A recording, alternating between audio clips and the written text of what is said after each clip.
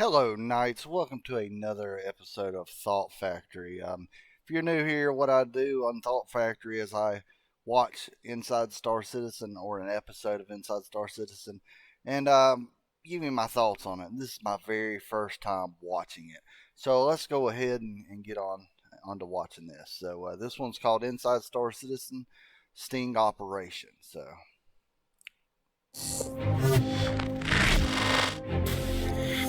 The RSI stuff is always a little bit tricky because it's got Chris's name attached to it, right?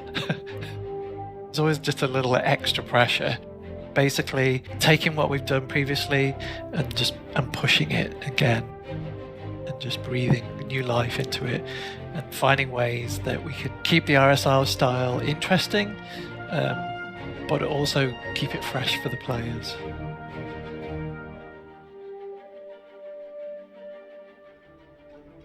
We have a lot of fighters in Star Citizen, and they cover a huge plethora of combat that's styles. the Hurricane. One area that we have only a The few fighter. ships filling is this two-person heavy escort F7 fighter Hornet. role.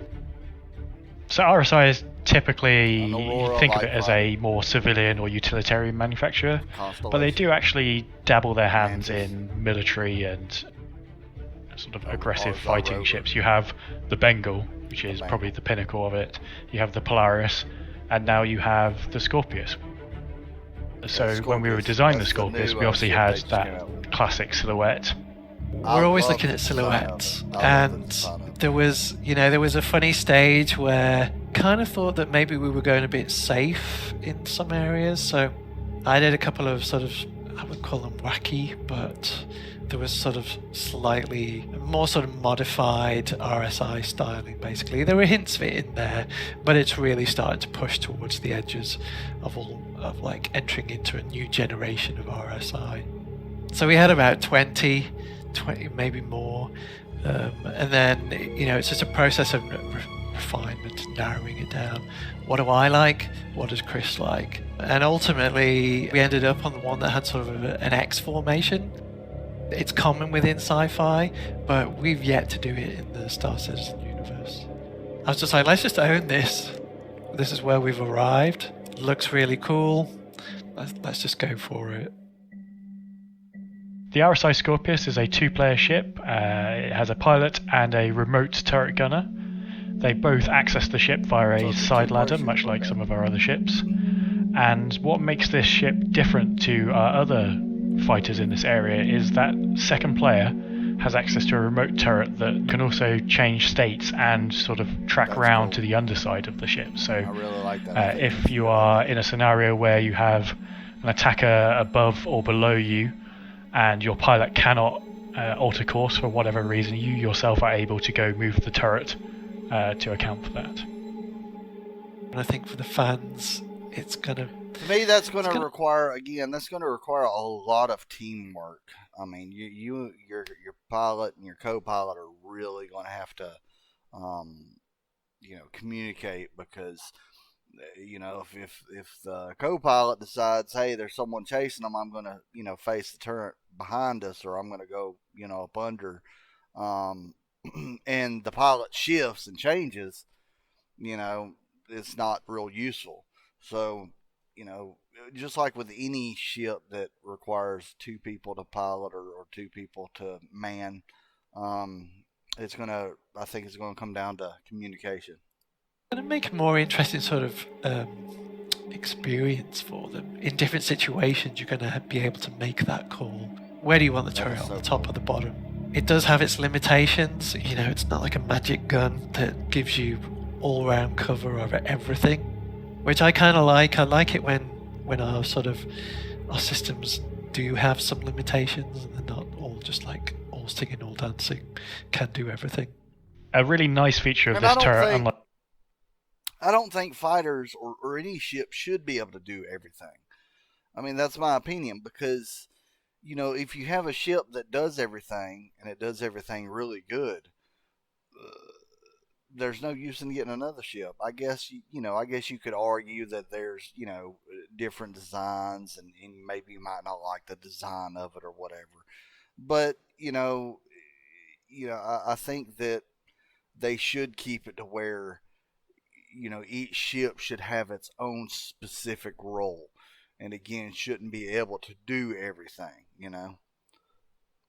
Like some of our other turrets in the game, is no matter what state it is in, you are in a consistent viewpoint. So when you get to that transition point where it goes from the top of that ship to the bottom, your view stays the same way up. It nicely gimbals around, so you don't have this awkward bit where you might be attacking someone, you want to change positions, and halfway through your view flips 180 degrees, you get disorientated. That doesn't happen. It keeps it the right way up the entire time. So the pilot has access to 4 size 3 mounts on the wingtips. These come with size 2 gimbaled weapons by default, so you have a lot of forward-facing firepower there.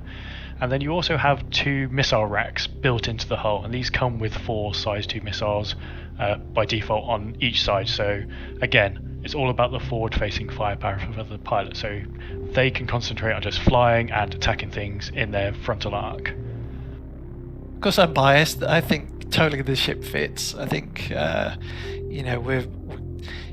as we develop these ships.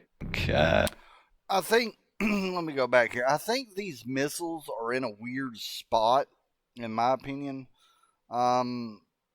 You're going to have to be going straight when you fire these missiles, because if you go up and you fire a missile, I would think there would be a danger of the missile actually hitting the front of your ship and blowing stuff up. Maybe that's part of the limitation. I mean, I don't know, but again, that's my observation on it. As we develop these ships over the years, it's always how to push them.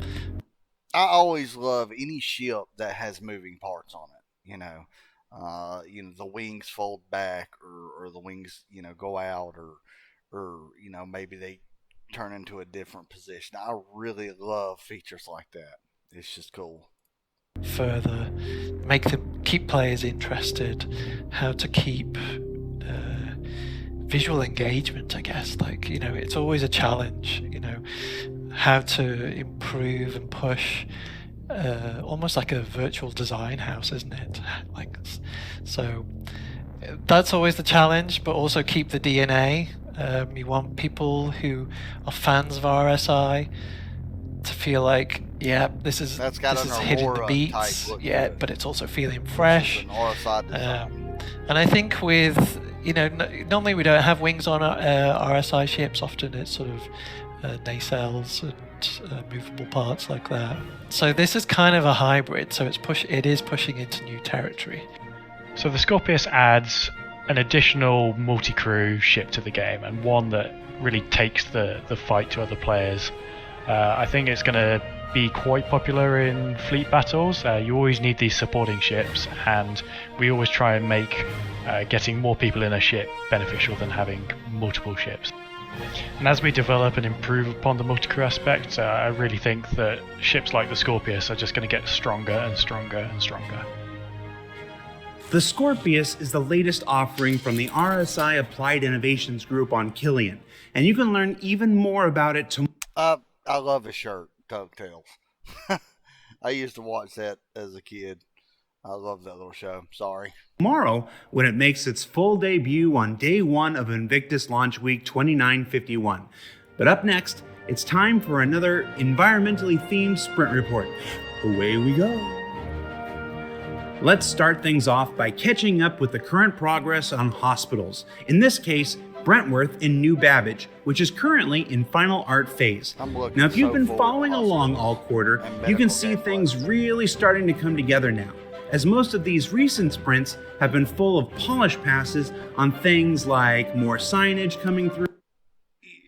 With medical gameplay or any kind of gameplay in Star Citizen, I hope that they have so much in depth that it takes time to learn that field. And when you do learn it, it's like real life, when you do learn it, you specialize in it and you know more about it. So it kind of keeps you like that's your career path.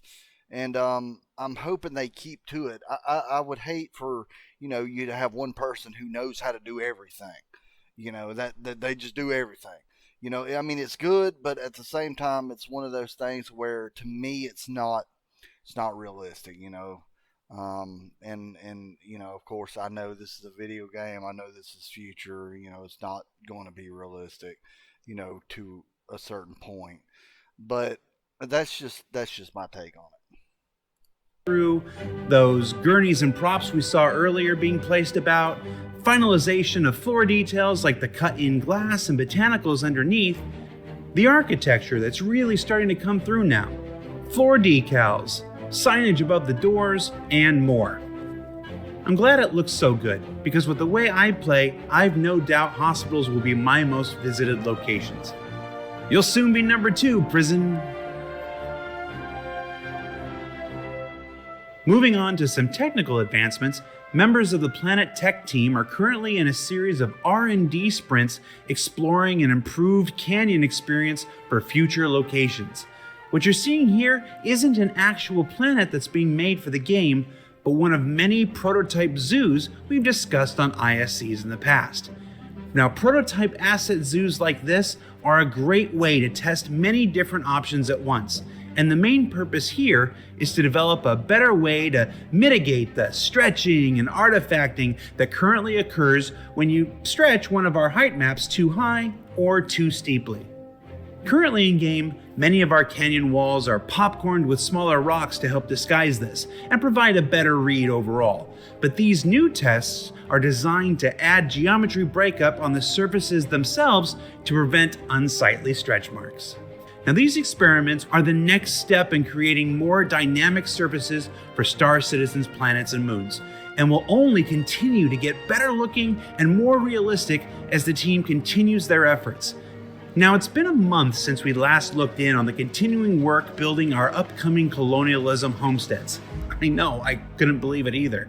So let's check in with some of the prop plants currently in development. Now, the team is looking not just for a variety of different shapes and... Now, a lot of people get upset. They're working on plants, they could be doing much better things than just working on plants. But to me, it's the small things that make a game, interesting and immersive. So, I mean, I'm cool with them working on plants. I think it'll be cool. I think it'll be awesome to be able to choose what plants you can have in your little hab. I think it would bring life to it, and maybe give you incentive to, like, when you get a hab or a homestead, you can sit there and think, okay, what can I buy for it? So you're constantly buying stuff for it, and you're wanting to decorate it up. You want to make it yours, so you want to customize it to the way you want. I think that's awesome. Silhouettes, but also the potential for indoor personal harvestables that players can pick, and the variations of all of these at different stages of life and death. So great. Another chance to disappoint my mother by being unable to keep houseplants alive both in the real world and now virtually. As for the homesteads themselves, they're working their way through Greybox now, so let's take a look inside at this internal review that was done just a couple weeks ago. That's so awesome. I can't wait. I'm so excited for these.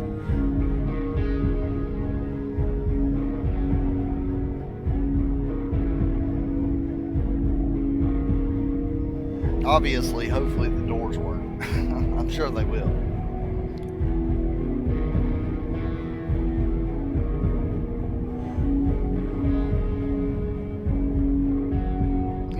Could you imagine? You've had a hard day trading, and you've worked hard and stuff, and you kind of just want to get back in your homestead and just kind of relax, and maybe even have like a pool and play some pools with your friends. Play pool with your friends, and just chill out, and then maybe you hear this engine fly over, or this ship fly over, and you're like, I'm not expecting nobody. What is that? And you go out and find out that it's pirates that have found where you are, and now they want to see what you've got, so they're landing, or and they're getting on their comms and they're trying to contact you. Maybe they think you're the only one there, and now you and your buddy has got to arm up, and you've got to hide behind something, and and the pirates start cutting through your door, and now you're in defensive positions, ready to defend. It's stuff like that that's going to make this game worthwhile. And outside, whoa! Okay, we're going to see more of that planet starting next quarter. As for this quarter, let's jump into the most anticipated location making its way into the Star Citizen universe in the upcoming Alpha 3.14. The VFX team recently completed a sprint bringing the nighttime emissive particles that were previously developed for the nightclub in Wally's Bar and expanding on it for Orison at night. Now this looks pretty good, but when this gets layered in with the finished lighting pass and the nighttime gas clouds in the background, I think it's safe to say we're going to be in for something truly special when both Crusader and Orison arrive in the upcoming Alpha 3.14. So what did we learn this week? Well, we learned that RSI is looking to break out of its shell and stretch its proverbial and literal wings in new and exciting directions. That Planet Tech continues to innovate and improve in their desire to make each new planet better than the last. And that Orison is going to set a brand new benchmark for landing zones when it arrives at the end of this quarter. Now, don't forget that Invictus Launch Week officially begins tomorrow, where you can journey through a jumbo javelin, breathe in a behemoth Bengal, and fly nearly every fighter for free. You could say I'm always about abusing alliteration. For Inside Star Citizen, I'm Jared Huckabee. We'll see you all next week. That's awesome. Now, Invictus Launch Week's already gone and passed. I'm a little late on this. But yeah, that one was a good one. And anyways, like I said, if you want to discuss, just discuss in the comments, and we can go back and forth on, your thoughts versus my thoughts or whatever. And I appreciate you, joining me. And hopefully you enjoyed it. You guys have a good one. Have a safe one, nights.